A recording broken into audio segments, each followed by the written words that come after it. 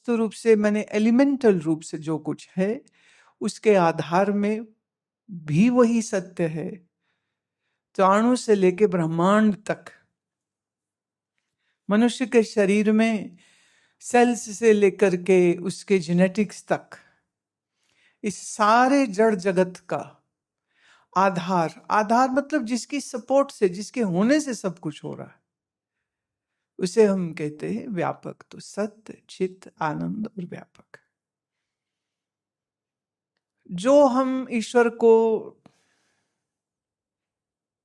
शब्द का जब इस्तेमाल करते हैं तो उसका मतलब ब्रह्म नहीं है, पहले तो ये समझना होगा। ईश्वर मतलब जब इसी ब्रह्म के साथ माया जुड़ जाती है, माया जमा ब्रह्म, ये ईश्वर हुआ। ईश्वर मतलब अब वो करता है, अब वो भरता है, अब वो हरता भी है। माने इस सृष्टि के अंदर बनना, उसका बने रहना और उसका मिट जाना, ये तीन प्रोसेस, ये तीन प्रक्रिया जिससे चलती है, जिसकी वजह से चलती है, हम उसको ईश्वर कहते हैं। अगर आप जपजी साहब में जाएंगे तो वहां गुरु नानक देव महाराज बहुत सुंदर कहते, एक का माई जुगत व्याई तीन चेले परवान। एक माया रूप माया से तीन चेले हुए, एक संसारी, एक पंडारी, एक लावे दीवान। माने एक ब्रह्मा, एक विष्णु, एक शंकर। ओ वेखे उन्ना नदर ना आवे बोता ए वटान। जो इन तीनों को जानता है पर ये तीनों उसको नहीं जान सकते हैं, उसको हम ब्रह्म कहते हैं। पर इसी ब्रह्म से जब माया जुड़ी तो फिर उसी का नाम ईश्वर हो गया। आमतौर पर दुनिया ईश्वर तो समझती है कि सब उसने बनाया, सब वो चला रहा है, सब वो मिटा रहा है, लेकिन हमारे वेद वेदांत ने इसको ईश्वर की परिभाषा दिया है। ईश्वर मायापति है। माया मतलब समस्त ब्रह्मांड के बनने, चलाने और समाप्त होने में जो कार्यरत है, उस शक्ति को हम सच्चिदानंद प्लस माया इस ईश्वर, ऐसे पहले समझे। अब जब आप कहते हो कि महात्मा और परमात्मा एक हैं, तो कैसे? ख्याल करना, हम कह रहे महात्मा और परमात्मा एक है, हम ये नहीं कह रहे कि महात्मा और ईश्वर एक है, दोनों में फर्क हो गया। ईश्वर क्या है? जिसमें ब्रह्म सहित माया को हम ईश्वर कहते हैं, और सिर्फ ब्रह्म कहें तो सच्चिदानंद व्यापक। तो महात्मा और परमात्मा एक कैसे? क्योंकि महात्मा ब्रह्म विद्या के द्वारा, ब्रह्म ज्ञान के द्वारा ये जान लेता है कि वो मात्र एक शरीर नहीं है, वो मात्र एक मन बुद्धि नहीं है, वो मात्र एक सीमित काल में उत्पन्न कोई खंड नहीं है। उसका वास्तविक स्वरूप, आत्मा का वास्तविक स्वरूप परमात्मा ही है। इसको वाणी में एक जगह आया, बड़ा सुंदर शब्द है, आत्मा परमात्मा एको करे, अंतर की दुविधा अंतर मरे। आत्मा ही परमात्मा है, जिसने ये जान लिया उसी को महात्मा हम कहते। महात्मा घर बार छोड़ के बैठने वाले को नहीं हम कहते।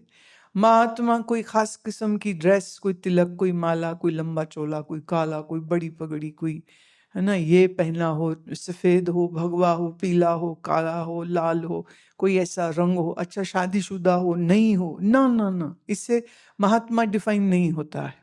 जब हम कहते हैं महात्मा तो उसका अर्थ इतना है, जिसने ज्ञान के द्वारा आत्मा के ही परम स्वरूप को जान लिया, उसको महात्मा कहते हैं। सो महात्मा और परमात्मा एक, मैं कहूंगी बिल्कुल, लेकिन महात्मा ईश्वर नहीं है, ये याद रहे।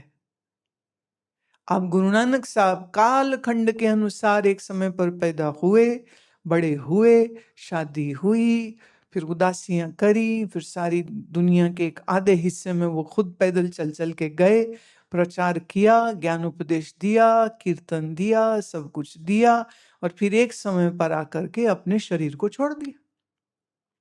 पंचतत्व के शरीर से वो एक लंबी यात्रा उन्होंने करी है, पर फिर शरीर छोड़ दिया उन्होंने।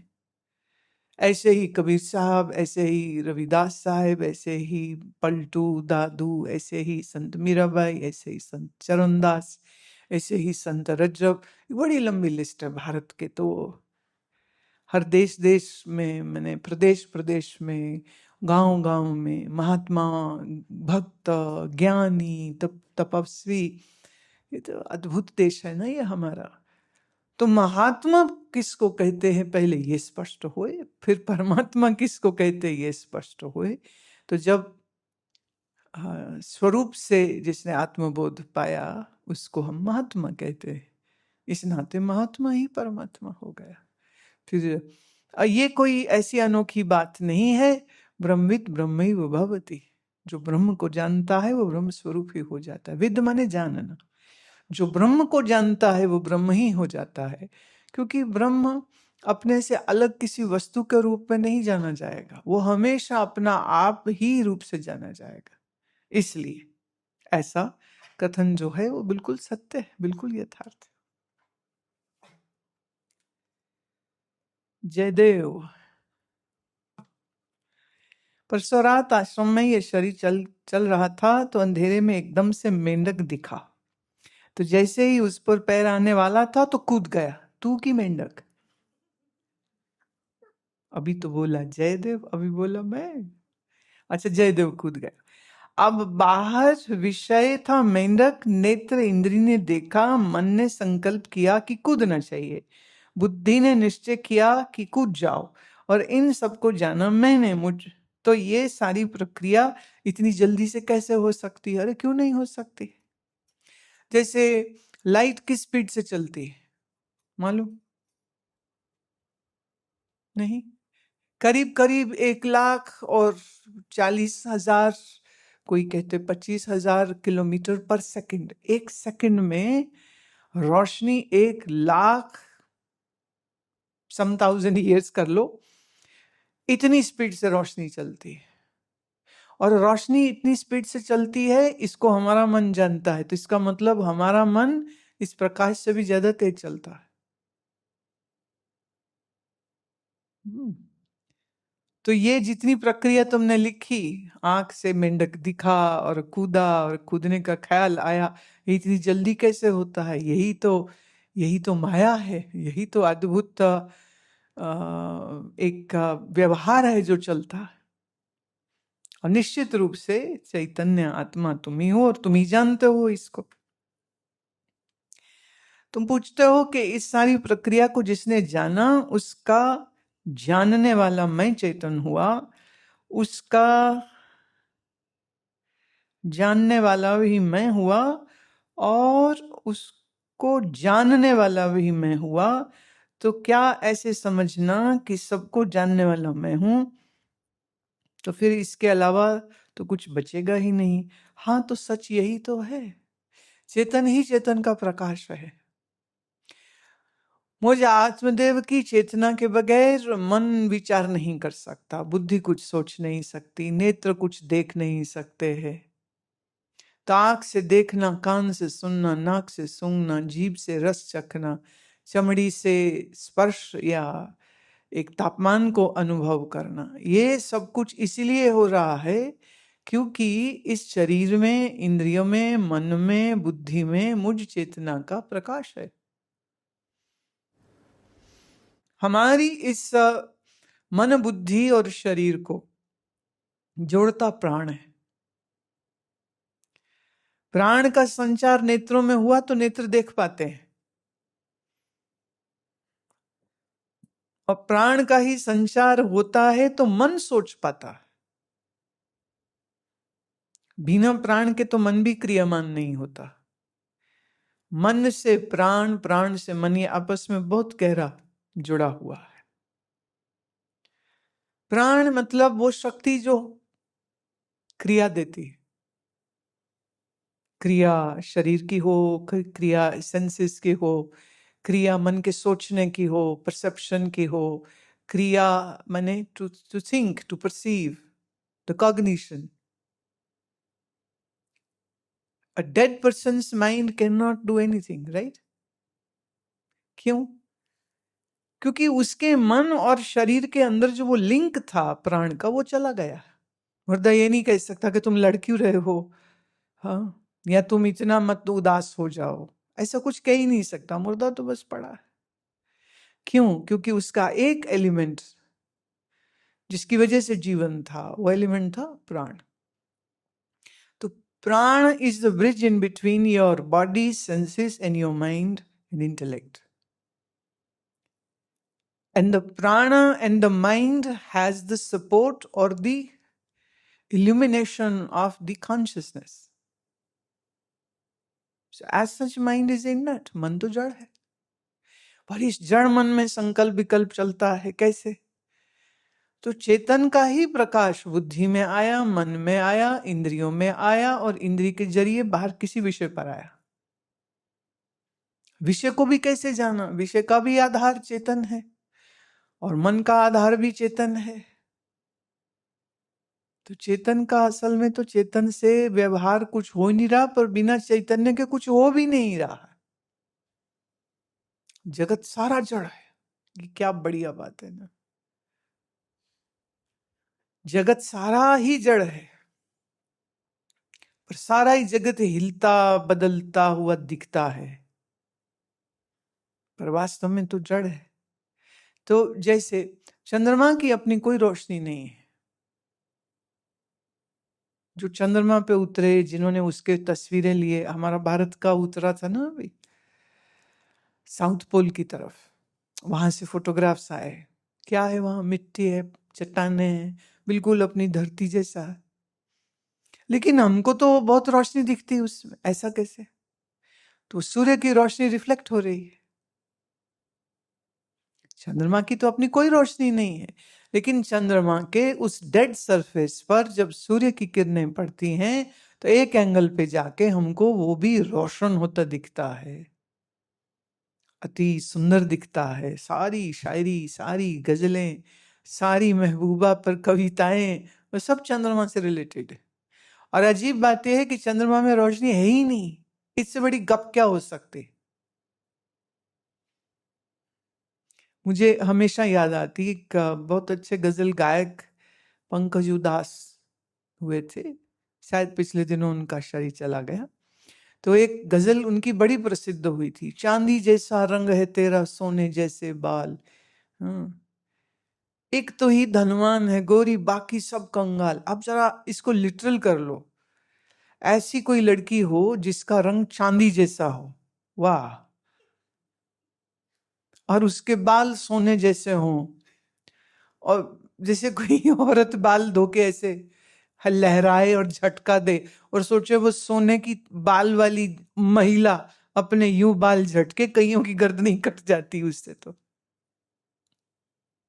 कल्पना है. इसको हम कहते हैं एग्जैजरेशन, माने अतिशयोक्ति करके किसी की खूबसूरती का वर्णन करने का एक ढंग, काव्यात्मक ढंग होता है. उसको हम लिटरल नहीं ले सकते हैं ना. तो संसार सारा ही जड़, पर इस जड़ संसार के आधार में कौन? सच्चिदानंद. और तुम्हारी इस देह इंद्रिया मन बुद्धि के आधार में कौन? आत्मदेव. तुम ही तो हो. तो तुम्हारे होने से सबका होना हो रहा है. अजब बात. अब इसमें तुम नहीं बदलोगे, शरीर बदलता जा रहा है. आज से 5 साल पुराना कोई फोटो हो तो अपना देख लेना, क्या जयदेव वैसा ही है जैसा आज दिख रहा है? और 10 साल पुराना फोटो देखो तो ऐसा ही है जैसे तुम आज दिख रहे हो? बिल्कुल भी नहीं. और जो 70 पार कर गए हैं वो अब कहीं अपने बचपन की तस्वीर देखे तो क्या वो वैसे ही हैं? तो शरीर तो हमारे देखते देखते बदल गया, पर इस शरीर के साथ जो हमने मैं मेरापन जोड़ रखा है वो वैसे का वैसा है, वो नहीं चेंज होता. ऐसे ही मन के साथ जोड़ रखा है मैं मेरापन, ऐसे ही बुद्धि के साथ, मन के संस्कारों के साथ, मन के विचारों के साथ, सबके साथ मैं मेरी जोड़ के रखा हुआ है. इसी को हमने क्या कहा? अध्यास. अध्यास माने गांठ बांध दी. अब ये जो गांठ बंध गई है, यही हमारे गले की फांसी बन गई है. और इसी फांसी, इसी बंधन को तोड़ना ही मोक्ष की प्राप्ति है. कैसे होगा? ज्ञानी गुरु से, ज्ञान श्रवण करने से. चक्कर है कि ज्ञानी गुरु तक पहुंचता ही कौन है? चमत्कार करने वाले गुरु बड़े अच्छे लगते हैं. और मार्केट में बड़े चल रहे हैं। वो सिर में हाथ रख दे तो बीमारी ठीक हो जाती है, गुरुजी आंख से देख ले तो गुरुजी के देखने से ट्यूमर ठीक हो जाता है, और तो और आजकल तो गुरु की फोटो देखने से भी ट्यूमर कैंसर ठीक हो रहा है। हाँ, क्या मार्केट चल रही है। तो कभी कभी लगता है हिंदुस्तान की सरकार को सब अस्पताल बंद कर देने चाहिए, सब मेडिकल कॉलेज बंद कर देने चाहिए। ये जो पर्टिकुलर कई प्रकार के गुरुजी चल रहे हैं, बस इनकी फोटो सब जगह टंगवा दो। वह फोटो देखो, कैंसर ठीक, फोटो देखो। हाँ, और ट्यूमर ठीक, और फोटो देखो, और पथरी निकल गई और फोटो देखो तो सारी बीमारियां ठीक हो गई। आ हा, मतलब इसको कहते हैं मूर्खों की नगरी। अभी ये बात जब मैं बोलती हूं तो बहुत लोग चिढ़ते हैं इस बात से, कैसे कैसे कह दिया, हमारा कैंसर ठीक हुआ था, आपको क्या पता। फिर कोई आए थे हमें मिलने ये कहने के लिए कि हमारा तो ठीक हुआ, आपने ऐसे कैसे कह दिया। तो मैंने उनसे पूछा आपके गुरुजी अभी हैं? बोले नहीं है। मैं उनकी डेथ कैसे हुई थी? कहते कैंसर से। What a joke. ये उनको मालूम है, पर वो कहते नहीं, उन्होंने हम सब भक्तों का दुख अपने ऊपर ले लिया था। तो मैं फिर उनको मरना नहीं चाहिए था। अब जो बाकी भक्त बाद में आएंगे उनका दुख कौन लेगा? कहते नहीं, वो उनकी फोटो से ले रहे हैं। हाँ भैया, नमस्कार है आपको, दंडवत है हमारा। समझने की बात है। जब मैं, इसीलिए मुझे बार बार जहां गुरु शब्द आता है, मुझे हर बार ये क्लैरिटी देनी पड़ती है। गुरु मतलब श्रोत्रिय ब्रह्मनिष्ठ, जो वेद शास्त्र में निष्णात है, और जिसने साधना के द्वारा अपना अज्ञान का पर्दा हटा लिया है, जिसने स्वबोध आत्मबोध को पाया है। आत्मा ही ब्रह्म है जिसने ये बोध पाया है, और सारा जगत जो दिख रहा है तो मात्र माया है। जिसको ये स्पष्ट हो चुका है, हम उसको गुरु कहते हैं।